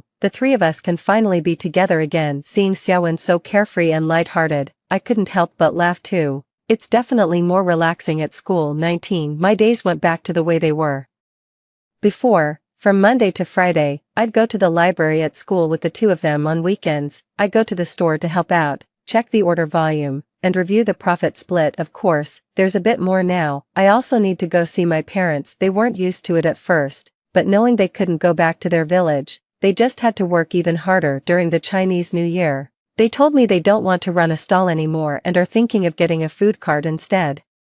After all, there are just too many people setting up stalls these days. You bring in something new today, and tomorrow the market is flooded with it, along with a price war. Both of them are honest farmers, not as smooth-tongued as the street vendors. The others speak fluently and convincingly, while those 2 often stumble over their words. So even when I tried to help pick products based on what I remembered being popular, they didn't really sell well. My mom has a real talent for making the local snacks from our hometown. When they saw them, they noticed no one here sells them, and when it comes to food, even if you try to recreate it, the taste will always vary from person to person. I backed my mom and, drawing on the snacks I often saw later in my memory, encouraged her to try a few more recipes. After the Chinese New Year, my mom set up her little stall. Her skills were excellent, and she was making snacks that had been popular in my memory ever since. Soon, she attracted a large crowd of customers. The business is doing much better than I expected. The couple toiled day after day, and at last, their perpetually worried faces began to show a few smiles. My academic performance has skyrocketed, and I'm excelling in every subject. Xiaowen keeps saying I have a smart brain and insists I must become her sister-in-law. His elder brother confessed to me at graduation. As expected, his job assignment was right here locally. By all accounts, Li Wenxuan is an outstanding person. It's just that with such a major incident happening in my family, I couldn't bring myself to agree to be with him. I remember the look on my face that day. It was utterly defeated. He asked me, "Am I not meeting your standards for a partner?" "No, you're great, it's me." I shook my head. I used my studies as an excuse. I said I wasn't sure if I could stay in Beijing. If we end up being assigned jobs far apart, I don't think I can handle a long-distance relationship well. Maybe it was because my excuse wasn't convincing enough, but Li Wenxuan stubbornly believed that my answer was due to him not giving me enough security, which led to my concerns. He's been looking for me more frequently. Maybe they'd bring me some trendy new thing from outside, or come over to discuss an academic question with me. Sometimes it's a book, or treating me to a movie. He wanted to give me every good thing he could think of. He told me with utmost sincerity that he has truly set his heart on me and wants to be with me. I came clean to Li Wenxuan. There's an issue with my political background check, so I won't be able to land a stable government job in the future. A family of his standing would never tolerate any stain on their future daughter-in-law's reputation, even if that stain was not caused by me. He firmly assured me that this matter wouldn't affect us. A lot of people are making it in business these days. If I don't end up getting a good job assignment, he can set me up with a shop. He also told me that his aunt runs a very profitable business down south, and suggested that I learn from her when the time comes. Being your own boss is no worse than having a stable job. Seeing that he was genuinely thinking about our future and had a willingness to work things out, I finally agreed to be with him. After all, it's rare to meet someone genuine, and what's more, my sister-in-law is also my very close roommate. You can get a rough idea of what the other person's family is really like. 20. In my junior year, I carefully pooled together all the money I had and leased a storefront on a street that was destined to become bustling. This was once the century-old branch of Kwanjud, but now it belongs to me. After taking over the place, I hired workers to renovate it into a snack shop. 6 months later, the store was fully renovated. I gave this store to my mom as a birthday gift for her 40th. Xiaoman, you're not joking with me, are you? This shop is really ours, my mom exclaimed, her eyes frantically taking in the store's decor. She absolutely loved it, but the thought of such a huge storefront made it all feel surreal. After all, we even lost our own house. 2 years later, we, who had neither land nor a house, finally owned our own shop. No joke. Remember the publishing fee I got before, plus the school allowance, and the pocket money you and Dad usually give me? That's how I bought it. Yes, since my sister's accident, my parents have been terrified that something might happen to me next. Every week when I go home, they always have heart-to-heart talks with me and give me a generous allowance. They said at the stall, they heard many stories about young women being tricked by slick-talking guys. They say girls should be raised with a sense of abundance, save money at home, but spend freely when traveling. So I think I should always have some money on me at school. Every time they gave me something, I never refused. I just quietly saved it up, thinking about how to maximize the returns on that money. Both my parents' eyes were brimming with tears as they looked at me, their lips trembling slightly. We never thought that, in the end, you'd be the most devoted one. I paused for a moment. I know they're thinking about my sister again. Back then, they locked me in the room, demanding I hand over my tutoring fees to help her get a divorce. Now, they're filled with guilt toward me. Come on, let's go in and take a look. I changed the subject. No matter what happens, we are still family. We can't really live like enemies for the rest of our lives. My parents wiped their eyes and followed me into the store. At this moment, I secretly made a vow in my heart. I must treat myself even better from now on. The interior decoration was all remodeled to match the trendy snack shops I remembered from back in the day, and my parents were absolutely thrilled. The old couple were figuring out what to put here and what to put there. From now on,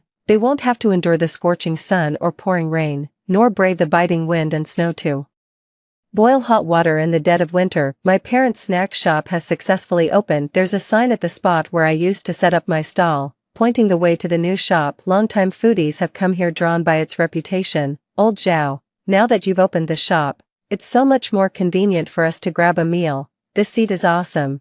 This must be your daughter. She's lovely. The opening day was bustling with activity, and I was helping out too. Sister-in-law, a startled cry rang out. I looked up and saw Xiaowen. She was accompanied by a man and a woman. From their facial features, which bore a 40 to 50% resemblance to Xiaowen, I immediately guessed that they were her parents and also my future parents-in-law. I had imagined many scenarios of meeting my future in-laws, but I never expected it to happen under these circumstances. Xiaoman, come over quick and help serve table 7's dishes, my mom yelled from the kitchen. I didn't have time to explain to Xiaoman, so I immediately went over to help serve the dishes. Xiaowen found a seat inside and sat down. Next to them were a few regulars who knew my parents. They were now discussing my family. Who would have thought old Zhao raised such a lovely girl? And I hear she's a college student too. My nephew is just about her age. I think I could have a word with old Zhao and play matchmaker. Hey, my son is also a college student. They'd have plenty in common. Xiaowen was still explaining to her parents why she called her sister-in-law. When she heard the people at the next table say that, she immediately shouted, "Sister-in-law, is this restaurant run by your family? Let me help you too." 21. Xiaowen enthusiastically dashed into the kitchen to help serve dishes. I could feel my parents' burning stares. Even though they were swamped with work, they still seized the chance to corner me and pressed for answers. Where did this girl come from? Why did she call you sister-in-law right off the bat? Are you in a relationship? My parents hit me with a rapid-fire barrage of questions. I've never felt such an overwhelming sense of pressure from them before. Marriage isn't all it's cracked up to be. You've got to keep your eyes wide open and not just settle for anyone. You know, the big city has even more rules to deal with. After my sister got married, It's clear that my parents are now traumatized by the idea of marrying off a daughter. They told me to focus on my studies and not rush into marriage. Dating is fine, but if it comes to marriage, I must think it through carefully. They have matured a lot as well. After all the diners had left, only my parents and Xiaowen remained in the restaurant. My mom pulled out 100 yuan and said, "You must be tired from all the work, young lady. Auntie, I'm helping out sister-in-law willingly, so you don't need to pay me." Xiaowen quickly pushed the money back. "I had my own reasons for helping just now. Auntie, my family is really good, don't go telling my sister-in-law about it." Xiaowen has never been good at keeping secrets. Perhaps it's because she grew up in a happy family, so she always speaks her mind bluntly. My parents exchanged a glance, completely at a loss with Xiaowen. Xiaowen is still young,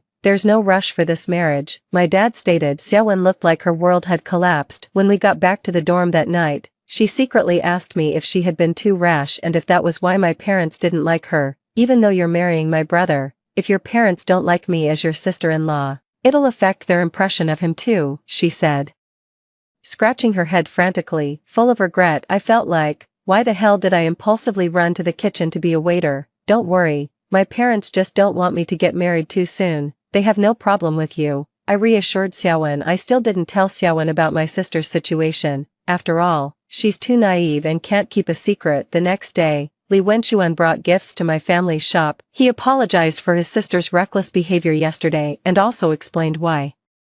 His parents left right after dinner yesterday. They were just guests who came for a meal. But today he came to visit my parents in a serious, formal manner. He said that if my parents find him acceptable, he will then arrange for both families to meet. Li Wenchuan's politeness kept my parents from kicking him out. They just said I was still young and that we could talk about it later. In my senior year, I graduated as an outstanding graduate because of my younger sister. Some key positions are off limits to me. I chose to start my own business. The future of technology will be highly advanced. I founded my own company and began recruiting tech talents who would later become household names. Having been reborn, I have vivid memories of many future trends and household advertisements. Our company is performing very well. Mom and Dad's snack joint has also expanded into a chain. 2 years after I graduated, my parents finally relented. "I'm ready to get married." Li Wenchuan immediately brought his parents to visit. My future in-laws are both great professors, truly easy to get along with and open-minded. My parents felt much more at ease and started seriously preparing my dowry. 6 months later, I got married. My parents gave me a traditional courtyard house as part of my dowry. In addition to the usual items, they couldn't understand why I wanted a Sihiyuan so badly. After all, a shabby little courtyard house costing just over 10,000 yuan was nowhere near as impressive as the newly built apartment buildings outside. I didn't bother explaining. When they see housing prices skyrocket in the future, they'll understand why I'd scraped together a little money to buy a rundown little courtyard. After all, that's the golden goose of this era. Li Wenchuan knew I liked them, so he included 2 traditional courtyard houses in the dowry he gave. After marriage, Li Wenchuan worked at the National Research Institute, while I ran my own small company. Whenever we have free time, we stick together like glue. Even just leaning against each other in the simplest way makes us feel incredibly happy. I don't know if my little sister has truly been reborn, but fate has always been something you carve out with your own hands. Story 2. My husband is a transmigrator who has been tasked by the system to court the second female lead. However, he fell in love with me, the female protagonist, at first sight.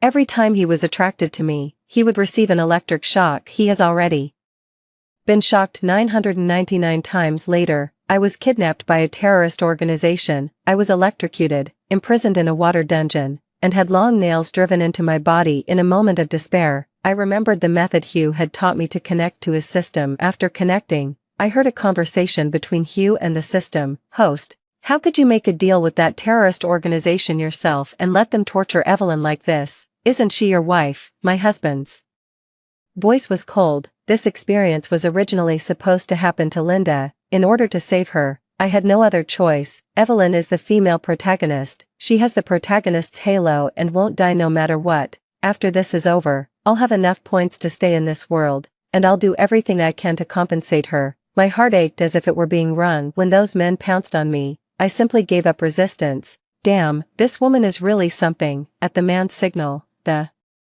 small room was immediately filled with people. Long nails were driven into my limbs. Even the slightest movement caused excruciating pain. Not to mention such strenuous activity, the bed kept shaking, and the stench of the men filled my nostrils. Amidst the heavy gasps, I heard Hugh's voice again. How many are there already? The system's voice trembled. The eighth one. Host, Evelyn's condition is a bit abnormal. Why don't we make them stop? No way. Hugh's cold voice exploded in my ears. In the book, Linda was violated 10 times. Since Evelyn is going to take Linda's place, not a single one of these violations can be missing. When I heard these words, I felt as if I had fallen into an ice cave 2 months ago. A terrible virus broke out in a Middle Eastern country. The infection spread rapidly, and most of the infected people couldn't survive more than 3 days. As an infectious disease expert, I was sent there for medical assistance. When I arrived, Hugh said he was worried about my safety and insisted on coming with me. I actually thought he was concerned about me. Now I realize that he had planned all of this 2 months ago. Another man entered, and I numbly endured everything. Suddenly, my abdomen tightened, and a huge wave of pain swept over my nerves again. Before I could figure out what was happening, I heard the man on top of me curse, "Damn it, what is this?" Another man peeked over. "It's a baby. This is such a terrible thing. She's actually pregnant." The room fell silent instantly, and the man on me backed away. The unfamiliar language told me that everyone was shocked by the baby. Even a beast wouldn't want to continue with this after seeing this scene. When I heard that the baby had been lost, my mind went blank, and tears streamed down my face involuntarily. As a doctor, how could I not have known about the existence of this child? Hugh and I had been married for 3 years, and he had been intimate with me every night. Whenever I was too tired and didn't want to, he would always hug my waist and act coquettishly. He told me that in his original world, he was an orphan, and his greatest wish was to marry a wife and have a child. Now that he had married me, this was his only remaining wish. In order to have a child for him, I worked hard to get my body in the best condition. Finally, I got pregnant with his child 3 months ago, but before I could tell him, I was captured by terrorists and taken to their base camp. Host, it's already the 9th man, and no one is willing to touch Evelyn anymore. The system's voice interrupted my thoughts, and I realized that the connection hadn't been broken. Hugh's anxious voice sounded, "Why?" At this moment, even the mechanical voice of the system carried a hint of pity, because when the 9th man was with her, Evelyn, don't tell me the details of her violation. I can't stand it. Hugh raged. The system told him, "All I can say is that Evelyn's condition is very bad now." Hugh fell silent. Just when I thought he would feel sorry for me, his voice cut into my heart again. "Since no one is willing to touch her, then find a dog." The system gasped. "Host, what you're doing is too much. Evelyn has done nothing wrong. Why should she suffer this torture for Linda? Do you think it's just her who's suffering?" "My heart is almost breaking with pain," Hugh said, his voice full of suffering. "But what can I do? If Linda doesn't survive, I'll also leave this world. This is the last time. After she endures one more violation and someone injects her with the virus, I can go and save her." Hugh's voice was as soft as the wind and faded away in my mind. The door opened, and when I saw that strong dog, I closed my eyes in despair. Everything happened just as Hugh had arranged. After the weight on my body disappeared, the room finally became quiet. I forced myself up and saw the tiny embryo on the ground. I crawled over and held it in my arms. My child. This was my child. Grief overwhelmed me, and I was in excruciating pain at this moment.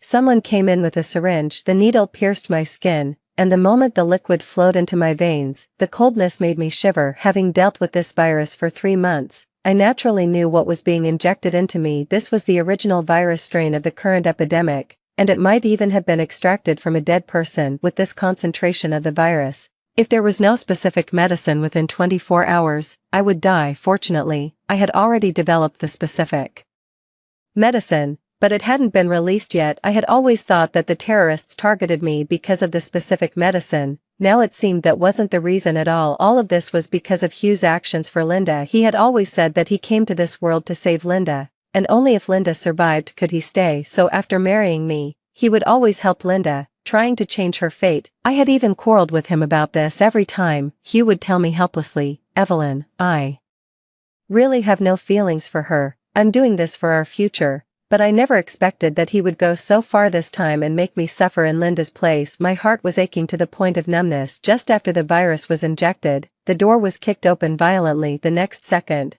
I was tightly hugged. The scent of Hugh filled my nostrils. The familiar scent that used to make me feel at ease now filled me with extreme fear. He was shaking all over. "Evelyn, I'm here. I'm sorry for making You suffer so much. I let him hold me, staring fiercely ahead with hatred filling my heart. It took me a long time to make my voice sound normal. Hugh, don't you have the system? Why did it take you so long to find me? Hugh's body froze. There was a problem with the system. It's all my fault, Evelyn. Don't worry. I don't think you're dirty, and I'll cure you. Let's go to the hospital now. He draped his suit over me, picked me up, and ordered in a low voice, leave no one alive. I was taken to the hospital. When my colleagues heard about this, they all came to see me even though they were used to seeing all kinds of injuries. The colleague who operated on me still gasped when he saw my condition. They removed more than 20 long nails from my body. After the operation, I was taken to the ward. I'm not sensitive to anesthesia, so I didn't fall asleep, but I didn't want to see Hugh either, so I closed my eyes. After hearing my colleagues' retelling, Hugh was extremely sad. He stroked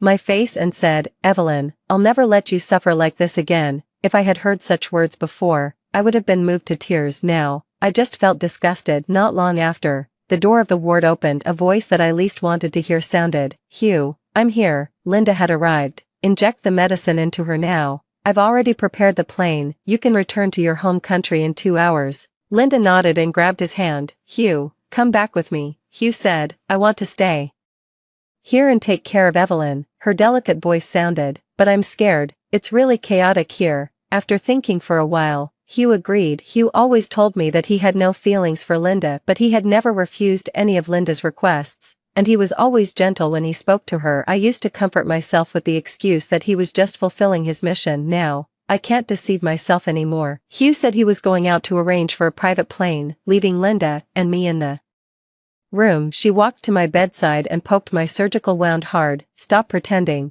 I opened my eyes and looked at her. Linda sneered, Evelyn, look at yourself now. I heard that you were violated by 10 men. How can you still have the nerve to live in this world? I sneered. Even so, Hugh won't divorce me and marry you. I knew she liked Hugh and even wanted to marry him. Sure enough, upon hearing these words, Linda's expression changed, and her voice suddenly rose. So what? He already dislikes you. Do you know what he asked me to do? He knows that you're not sensitive to ordinary anesthesia, so he specifically asked me to inject you with a special sleeping pill. That way, you'll fall into a deep sleep, and he can claim that the specific medicine developed by your team was actually developed by our team. What? I was shocked. This specific medicine was developed by our team of 20 people who worked day and night for 2 months. If it were to be made public, it would definitely shock the world. There were many unknown doctors in our team, and many of them were counting on this medicine as a stepping stone to turn their lives around. How dare Hugh give this credit to Linda? How dare you steal our achievement? I tried to struggle to get up,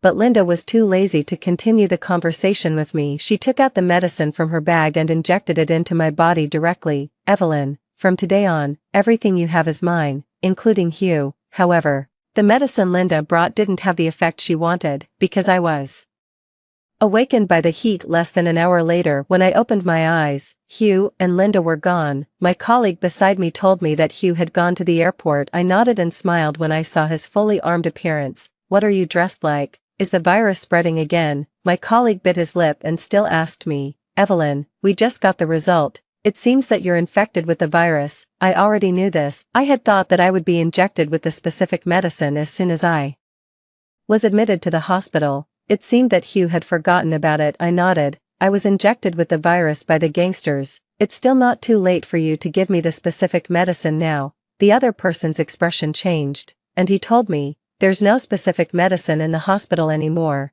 After all the patients here were cured, all the specific medicine was packed and sent to another place. There wasn't a single dose left here now. Upon hearing this news, my mind went blank. Without the specific medicine, I was likely to die. Fortunately, someone found out that there was a plane flying to that city. An hour later, I was carried to a car by several people. When we arrived at the airport, after hearing about my situation, the airport refused to board me, saying that they couldn't take the responsibility. In a moment of desperation, my colleagues saw Hugh. They knew that Hugh had a private plane and that he usually took this plane to come and see me. They ran over, explained my situation, and asked Hugh to send me to the neighboring city to get the specific medicine first. Unexpectedly, Hugh just glanced at me. I'm going to send Linda back to her home country now. I don't have time to send her. My colleagues were taken aback by the refusal. But Evelyn's illness is really serious. If she doesn't get the specific medicine, she will definitely die. She's your wife." Hugh frowned.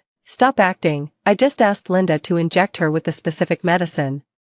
Then he looked at me over the crowd. "Evelyn, I know you're jealous again. Today is different. I don't have time to coax you. I'll come back to you after sending Linda back to her home country. Wait for me." After saying that, he took Linda and walked towards the plane, looking at his resolute back. My heart ached as if it were being stabbed. I knew he must have misunderstood something. But this time I really wasn't being jealous. I was really going to die. My will to live made me call his name. "Hugh." He turned around. I cried, "Please, send me to that city first. I want to live. I don't want to die." In the face of my plea, a hint of pity flashed in Hugh's eyes. He took 2 steps towards me involuntarily. Suddenly, Linda let out a scream. When we looked back, she had fainted on the ground. Hugh's body moved before his mind could react. By the time he realized it, he had already picked up Linda and boarded the plane. All he left me with was a sentence: "Evelyn, you won't die. I'll definitely come back. I don't want you to come back. I want to survive on my own. I want to live." The plane took off right in front of my eyes, which also meant that I had completely lost all hope of survival. The image of him holding Linda and running onto the plane kept replaying in my mind, and this feeling was stuck in my chest. As time passed, I found it hard to breathe. To get some air, I opened my mouth wide. It took a great deal of effort for me to expel that stuffy feeling. My colleagues let out a scream. Blood, so much blood. They laid me down on the spot and started to resuscitate me. However, without the specific medicine, even if I was saved at the airport, I wouldn't make it at the hospital either. Before I died,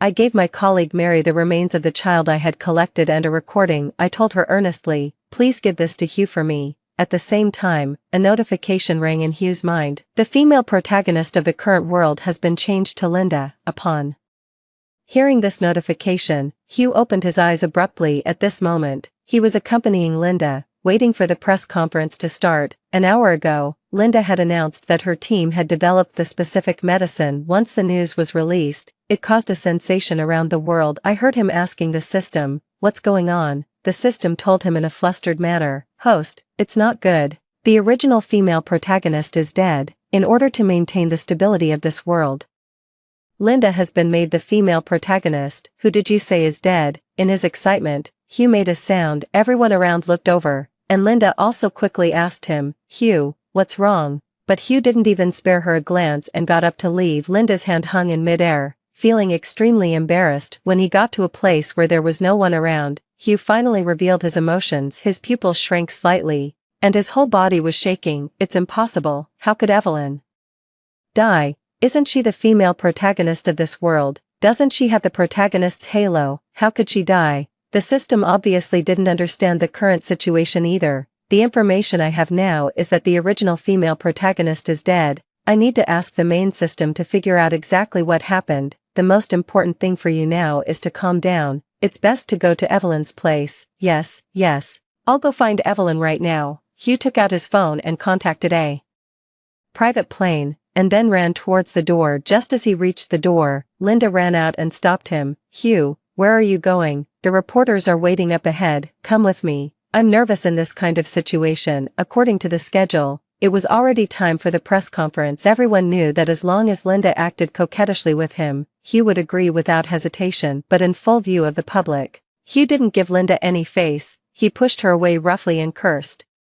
"Get lost." Then he left without hesitation. All that was left was Linda with a resentful expression and the people behind her whispering and pointing. On the way, Hugh was extremely anxious. According to the regulations, my body needed to be disinfected all over and then cremated, and then transported to a professional place for deep burial. It could be said to be a complete destruction of the body. When Hugh arrived, the colleagues who had dealt with my body had just come back. When they saw him, everyone was stunned. Hugh rushed up and asked them, "Where's Evelyn?" Mary told him with red eyes, "She's dead." Upon hearing these 2 words, Hugh's body froze. He took 2 steps back continuously, and his voice was filled with horror. "How is that possible? Evelyn won't die. You must be lying to me. This is a trick between you and her. Where is she? Where on earth is she?" He was angry and hysterical. Mary watched him go crazy and couldn't bear it anymore. "Why wouldn't she die? Didn't you ask those people to kidnap her and inject her with the original virus strain?" Hugh's face turned pale in an instant,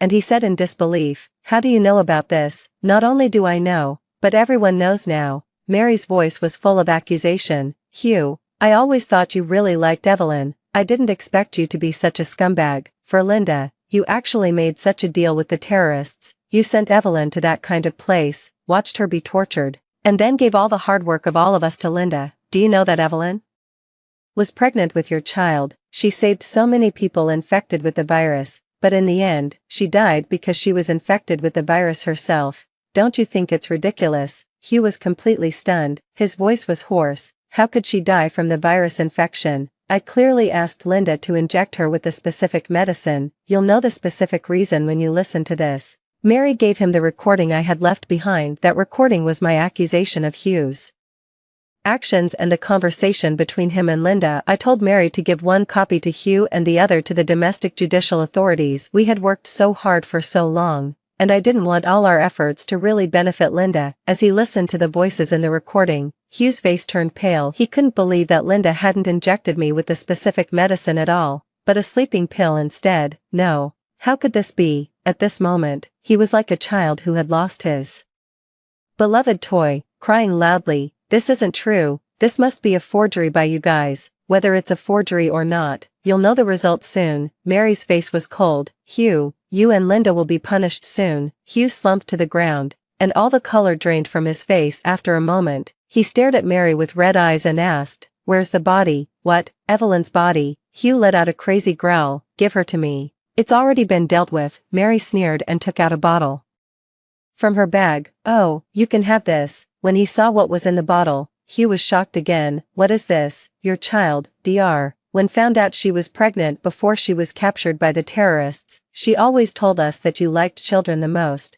and once the specific medicine was announced, she could share this good news with you." Hugh hugged his head with both hands. Looking at the unformed child, he let out a low roar. I understand that the more he had looked forward to this child before, the more painful he was now. Mary asked him, "Hugh, when you asked those people to capture Evelyn, did you ever think that this would kill your wife and child?" After asking him these soul-searching questions, Mary went back to the hospital. The colleagues behind her walked back one by one, and every look they gave Hugh was filled with hatred. At the same time, Hugh's system went online again and told him, "Host, I found out. Evelyn's death was because of Linda. The reason Linda became the female protagonist is that you gave all the things that belonged to the female protagonist to her, so she became the female protagonist. Oh, by the way, when I was investigating this matter, I also found out that Evelyn's consciousness once entered my space. She might have wanted to ask you for help at that time, but she heard your conversation." "What?" Hugh couldn't even shout at this moment. His voice was extremely hoarse,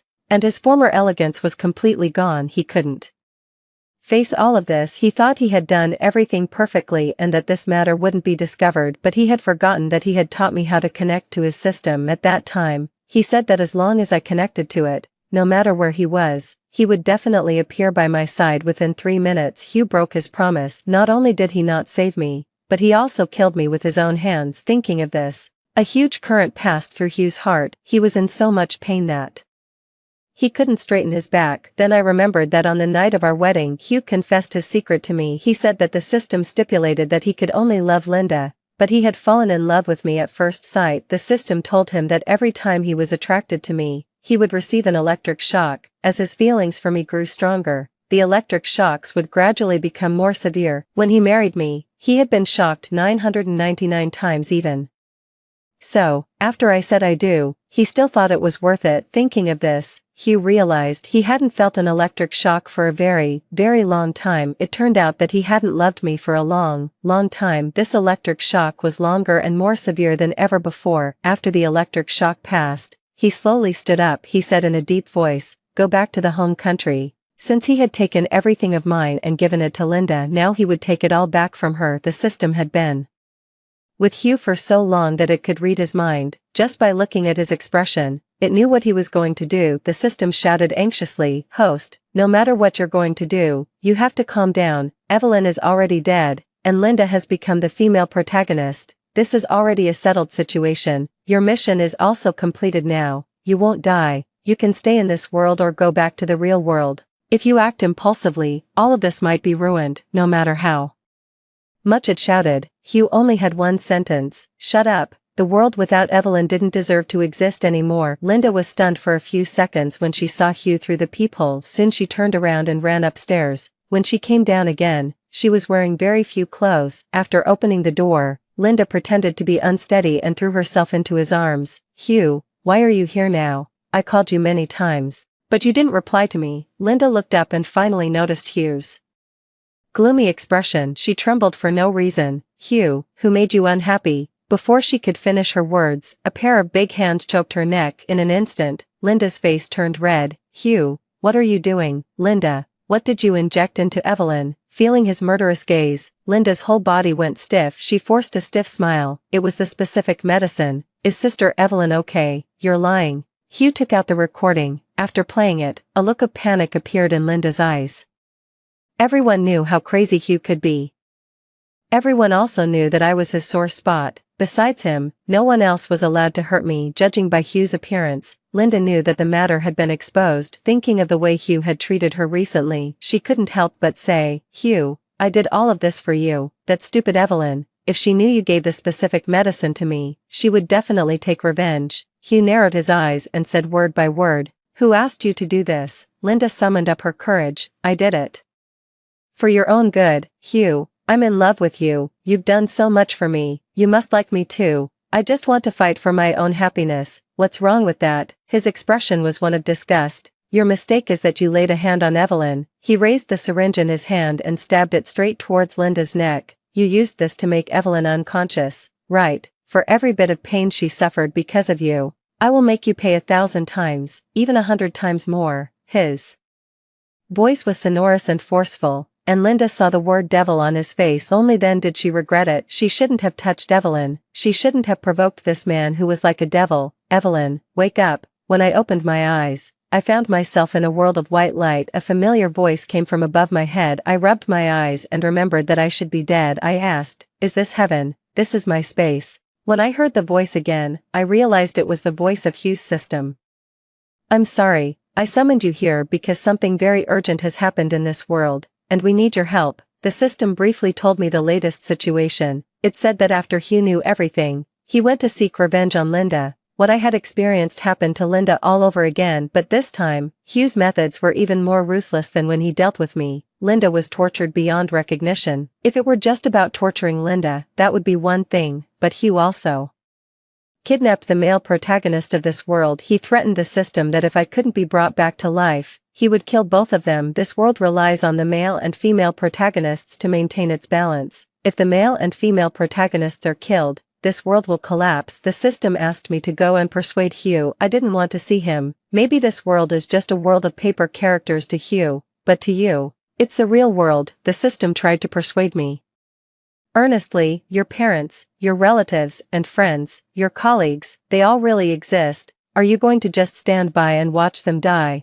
These words touched me. I didn't care about the lives or deaths of Linda and that man, but I couldn't let so many people be implicated. When I saw Hugh again, he seemed like a completely different person. His eyes were blood red, and his body was filled with a murderous intent. He held a cigarette between his fingers, and the rising smoke obscured most of his face. He sat in the dimly lit room, and outside, there were police officers shouting for him to release the hostages. Linda and a man were lying on the ground. Both of them were covered in blood and looked in a terrible state. I walked up to him and called out, Hugh. He finally looked at me, just one look, and he seemed to come back to life. His whole body started shaking, and his hand involuntarily reached out. Evelyn, Evelyn. Am I dreaming? I dodged his hand and reminded him, no, your system asked me to have a talk with you. His eyes lit up, and the next second, he pounced on me. It's you. It's really you. They really brought you back. He kissed my hair and was so excited that he could hardly stand. Evelyn, you're back. Have you forgiven me? I pushed him away. No. Just these two words made Hugh lose his mind again. He knelt down, and tears streamed down his face. I'm sorry. It's all my fault.